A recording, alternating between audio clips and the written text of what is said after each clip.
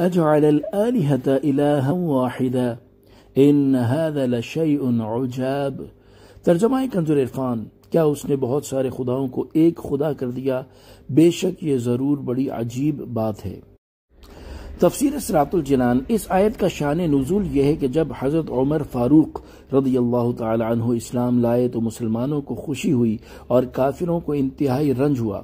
ولید بن مغیرہ نے قریش کے 25 سرداروں اور بڑے آدمیوں کو جمع کیا اور انہیں ابو طالب کے پاس لایا۔ ان سے کہا کہ تم ہمارے سردار اور بزرگ ہو، ہم تمہارے پاس اس لیے آئے ہیں کہ تم ہمارے اور اپنے بھتیجے کے درمیان فیصلہ کر دو۔ ان کی جماعت کے چھوٹے درجے کے لوگوں نے جو شورش برپا کر رکھی ہے وہ تم جانتے ہو۔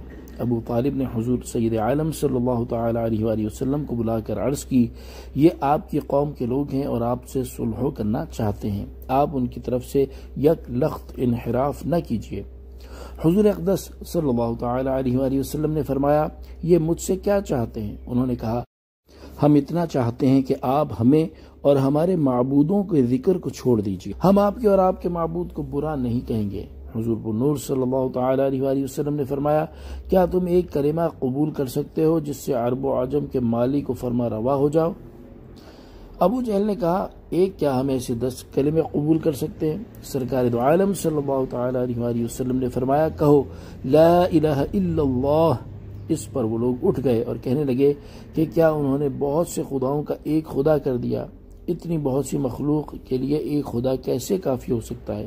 بے شک یہ ضرور بڑی عجیب بات ہے، کیونکہ آج تک ہمارے آباء و اجداد جس چیز پر متفق رہے یہ اس کے خلاف ہے۔ وَانطَلَقَ الْمَلَأُ مِنْهُمْ أَنِ امْشُوا وَاصْبِرُوا عَلَىٰ آلِهَتِكُمْ۔ ترجمہ کنز العرفان۔ اور ان میں سے جو سردار تھے وہ یہ کہتے ہوئے چل پڑے کہ اے لوگوں، تم بھی چلے جاؤ اور اپنے معبودوں پر ڈٹے رہو۔ ان هذا لشيء يراد، بے شک اس بات میں اس کی کوئی غرض ہے۔ ما سمعنا بهذا في الملة الآخرة، ہم نے بات پچھلے دین میں بھی نہیں سنی۔ ان هذا الا اختلاق، یہ صرف خود بنائی ہوئی جھوٹی بات ہے۔ تفسیر صراط الجنان۔ ان آیات کا خلاصہ یہ ہے کہ حضور سید عالم صلی اللہ تعالی علیہ وآلہ وسلم کا جواب سن کر کفار قریش کے سردار ابو طالب کی مجلس سے آپس میں یہ کہتے ہوئے چل پڑے کہ اے لوگوں، تم بھی یہاں سے چلے جاؤ اور اپنے معبودوں کی عبادت کرنے پر ڈٹے رہو۔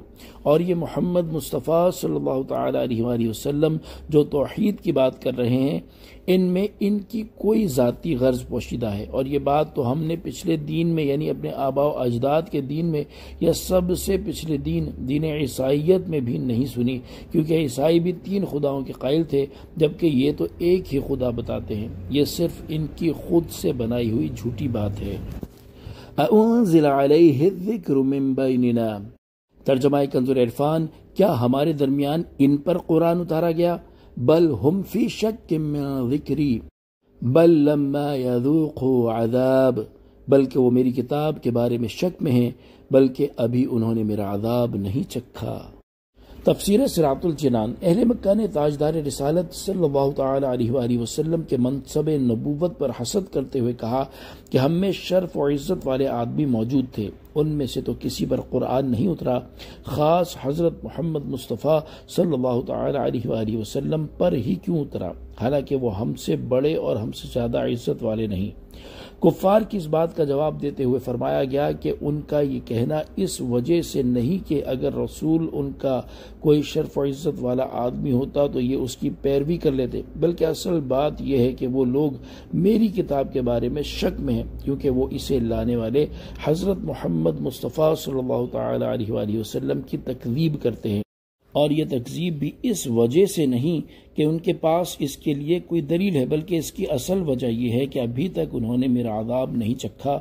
اگر میرا عذاب چکھ لیتے تو یہ شک، تکذیب اور حسد کچھ باقی نہ رہتا، اور وہ نبی اکرم صلی اللہ تعالی علیہ وآلہ وسلم کی تصدیق کرتے، لیکن اس وقت کی تصدیق ان کے لیے مفید نہ ہوتی۔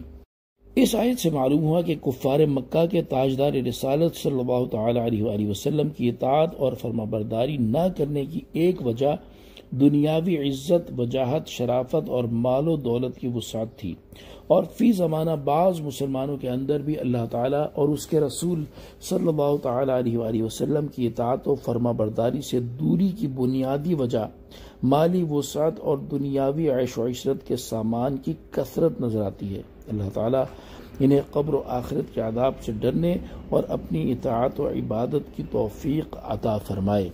آمین بجاہ النبی الامین صلی اللہ تعالی علیہ وآلہ وسلم۔ صلو علی الحبیب صلی اللہ تعالی علی محمد صلی اللہ تعالی علیہ وآلہ وسلم۔